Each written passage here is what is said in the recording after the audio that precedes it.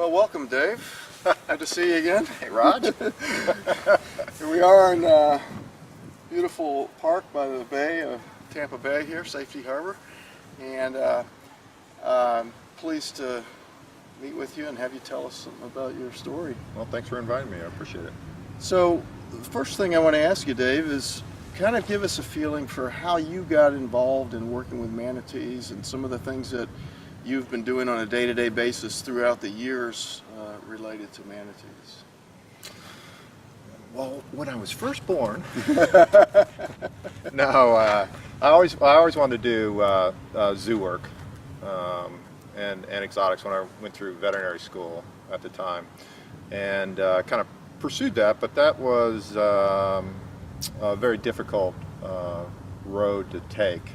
There were very few jobs associated with zoos. So, and I was a realist, I knew that. When I got out of school in 1984 from Oklahoma State, I think there were about 60 full-time veterinarians employed in zoos. So, pretty much just the largest zoos had vets. Everybody else either had a consulting vet or just used them on occasions as they needed to.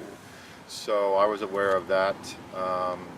But also, I wanted to continue to have the opportunity to work on exotics, and at that time we were still importing animals into this country, and those ports of entry was in South Florida, in Miami particularly, or the Gulf Coast of Texas. We're bringing them in, and then Southern California. So I was going to go to one of those areas of the country, and I had relatives in Florida, so I came down here first. And what's really cool is, and I stopped at some of the University of Florida, the veterinary school, read the bulletin board for jobs and so forth, Right. and had one interview that I had set up before I'd come down.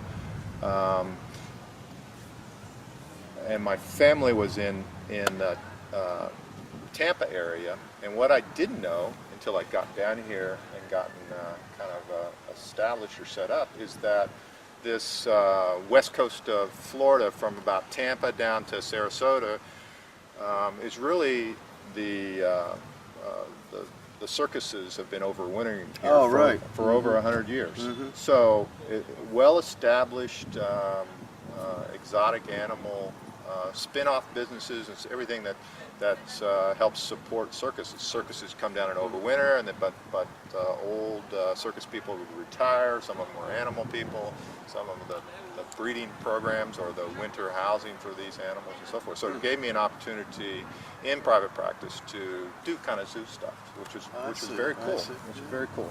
And in fact, right outside of Tampa is Gibsonton, which is a zoo, a little zoo town. I mean, a circus town, and it got me really interested in a sidelight of the circus industry too, which is very interesting because it's been around for hundreds of years and involves people and animals. Right. And so forth. So, but I was in private practice, and I was in one of the practices in the Bay Area that is really busy, which is great when you first come out of school. You've been exposed to everything in veterinary school, but it's kind of all swimming around up there, and sometimes it's all important, but some things are a little more important than others to help you as a clinical veterinarian, which is what I wanted to do.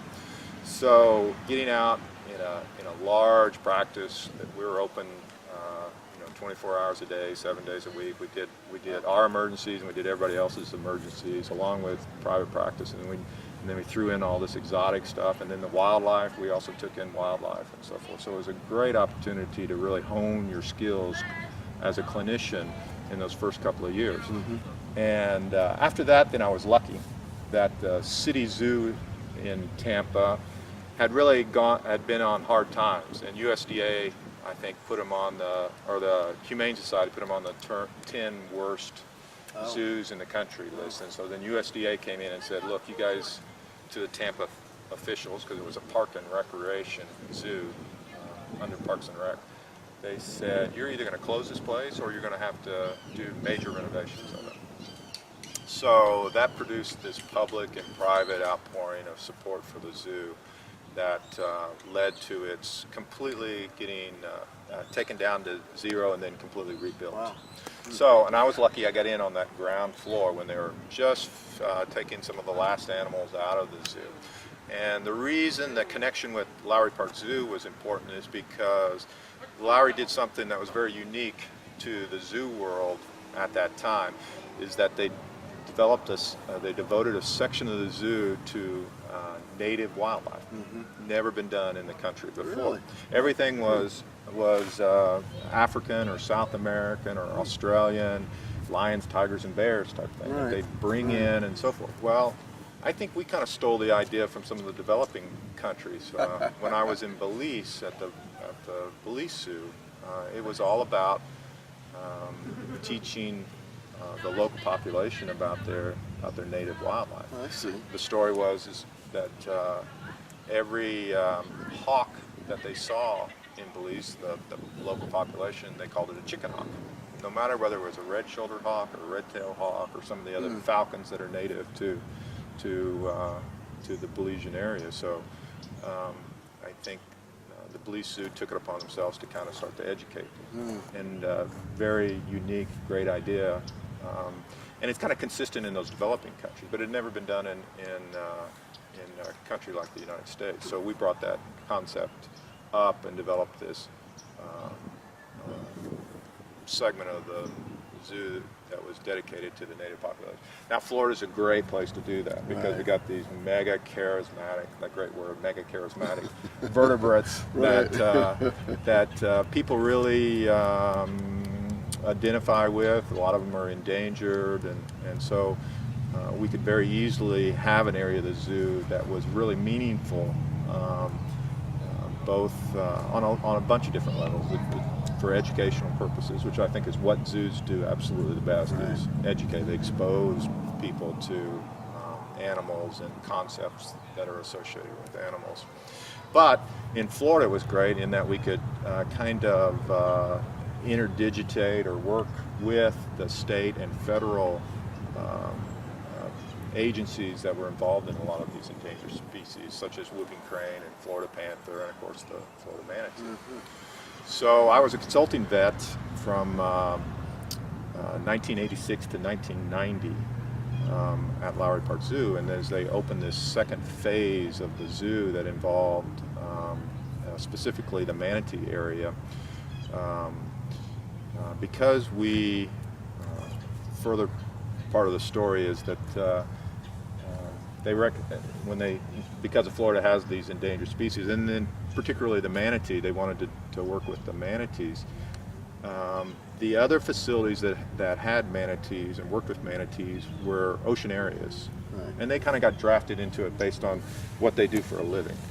They're an ocean area. They got dolphins and they got pools and plumbing that goes with that. So there's an injured manatee and so forth, or there's an orphan manatee that the state wants, or the feds want to do something with that. And so they go to them and say, "Well, can you take this animal in? You guys are equipped to do it." So Lowry recognized that SeaWorld and Miami Sea Aquarium were kind of drafted into it, and they were making do with old dolphin pools and so forth to take care of these animals. And Lowry thought it'd be a good idea to build a facility that was specifically for manatees. And so it was an idea that it would be acute care and rehabilitation of manatees, and that it was adapted specifically for these guys. The depth of the water, the handling mechanisms to deal with animals that can weigh several thousand pounds,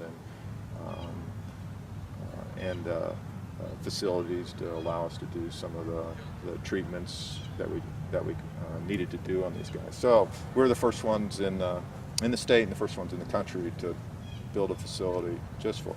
So as a part of our permitting process by U.S. Fish and Wildlife was that said if you're going to do acute care and rehab of manatees, that you had to have a full-time veterinarian. So I had to make that decision in about 1990 of whether I was going to stay in private practice and consult, or whether I was going to take a huge salary hit and come over to the zoo and work there full-time too. So I chose the latter with the idea that I could always go back into private practice, and I spent the next 20 years at Lowry Park Zoo doing acute care and rehab of manatees.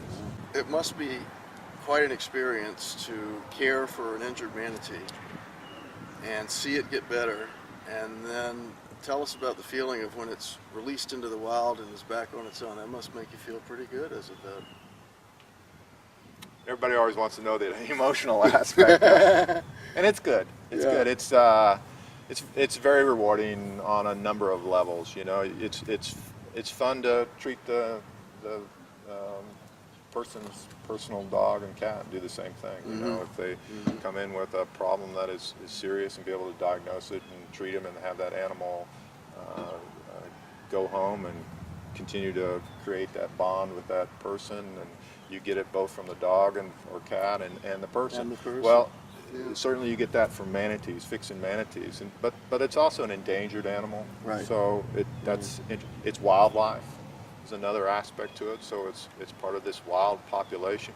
It's a novel species that not a lot is known about them, or a lot is known about them, but maybe not as much about how to treat, and you can't just go to the book necessarily and look up what's appropriate and so forth. So the challenges and so forth. So yes, it's really rewarding to. And even over time, you know, you can look like the grizzled old clinician who's done it so many times, but I still go to. I went to a release this week. Did you? Absolutely, one that I still go up there, and I like to see them go in the water and swim away.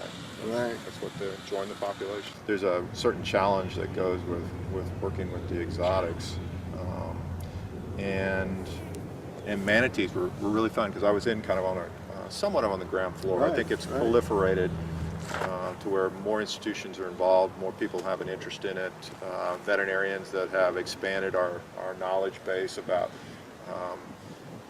treatments and sedation and anesthesias and so forth. But it was really fun to kind of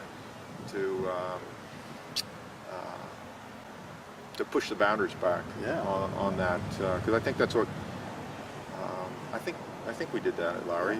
We sat and we watched and we listened to what was known about the animals, and we took that and digested it, and then we took it to the next. The obvious next levels that we needed to be able to. I think when I started in it, I think there'd only been 2 animals sedated or anesthetized. Wow. Oh, you were on the ground floor. So, and one of those 2 animals was done at Lowry, and then we take it to where now it's a very comfortable, fairly comfortable procedure to do with manatees that for a variety of treatments, or even for transport, difficult animals, even for transport that we can sedate. And some of that has to do with just the evolution of drugs that are available to us now. You know, after 20 years, some of the things that we can use are much better. They're reversible too. So if we feel like we're getting into trouble, but there's a number of satisfaction, you know, working with manatees that we think we push the boundaries with, that we feel good. I feel good about. Good. Now, in doing this kind of work with the rehab, there must be lots of people involved. Obviously, you're directing the show, but you must have a lot of volunteers and interns and younger people working at, say, the zoo and the rehab area. Can you tell us a little bit about the teamwork effect that came to play with some of the manatee efforts you've been involved with?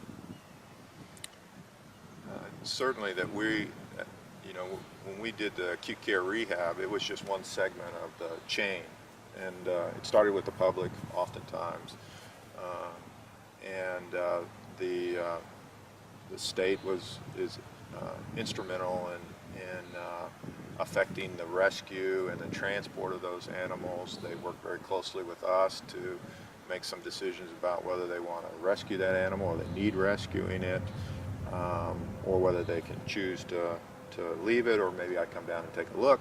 But then they would bring those animals to us. We'd have them for a time frame, and then we start the process back over again.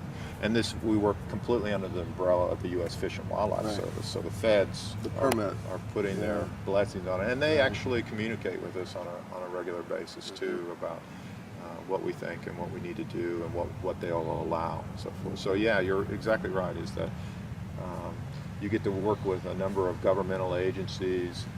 There are some private, not-for-profit organizations that are often involved in the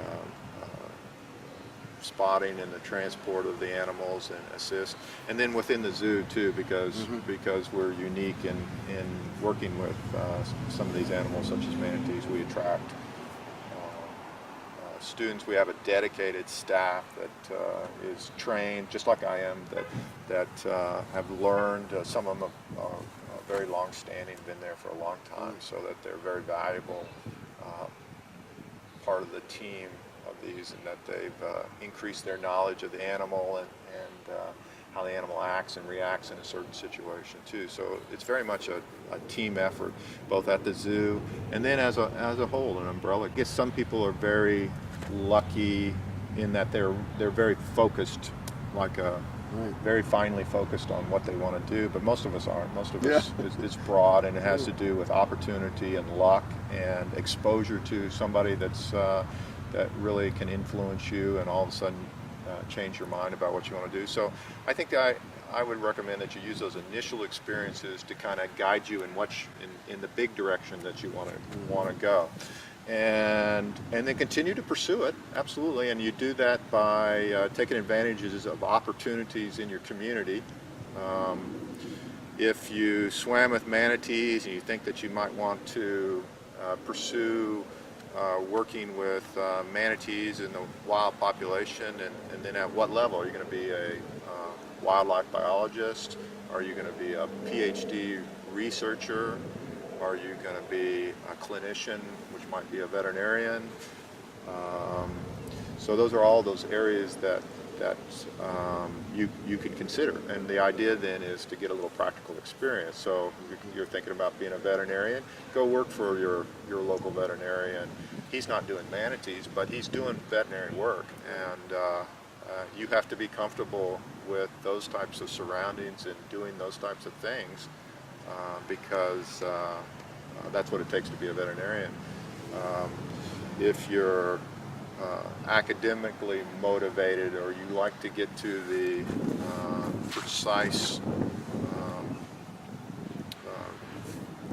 reason why things are, or why they might be, if you have those types of questions about particular animals, then maybe an academic background might be a good choice for you, but obviously you have to be pretty good in school. You have to like to spend time. You have to excel at all those other courses that aren't necessarily related to exactly what you want to do. So it's being practical about it, about pursuing your interest. And then after you get past that and you kind of focus down, limit what you want to do and you want to consider pursuing it, I would still tell you to be flexible in what you want to do. Don't tell everybody that you're going to be a manatee veterinarian, because there's only a half a dozen of those jobs in the country, and the chances are that if you were 17 or 18 that you're going to be a manatee veterinarian is probably not real. You can say you're interested in wildlife, and I think nowadays that as a veterinarian there are a lot of wildlife veterinarians out there where that's a completely new career that has developed since the time I've been a veterinarian. It was not open. In fact, when I got into veterinary school, you didn't say anything about working on exotics or wildlife, because they felt like there was not really an opportunity, and it would reduce your chances of getting in. You talked about working on domestic animals or in production animals, and quite honestly, even if you're going to be a dog and cat veterinarian, you don't ignore horses and cattle. You take that opportunity to learn that. It really broadens you out. And later on, as you get older and get more thought out about what you want to do, you can gradually continue to focus what you want to do. But get that exposure to that broad base of knowledge is the way to go initially. That's what I'd recommend, because you never know what will turn you out. In fact, in veterinary school, we had many students or classmates that often they were sons or daughters of veterinarians and thought they were going to go back and work with their dad in the small animal. And then they went through the large animal round, started work on horses, and said, wow, I really like horses. We're in that first 2 years when you talk to them and all, I have nothing, you know, Right. I'm going to do dogs and cats and so forth. But they hadn't really been exposed to working on some of the large animal stuff. Right. And they liked the smell of the barn and what they got to do. And so they completely changed their, in fact, one of them we worked with, she was only about 4'10", so she had to carry a milk crate around whenever we did. She'd put this milk crate down, stand on it, and she ended up doing horses. So I think that to leave your options open, experience a broad range of things before you begin to know, and take advantage of opportunities too. I think that's for kids, and it can be hard to do, but I think it's easier when you're younger, is that recognize an opportunity when it presents itself to you. And what's more is after you recognize that opportunity, make your decision and then step through the door. If you want to pursue that, then you have to be active about stepping through the door. And so people fail, I think, on a couple of, they either don't recognize the opportunity that somebody, some acquaintance or somebody they come in contact with or something they read is an opportunity for them. And then if they do recognize an opportunity, that you have to act on it too. So two things there that you have to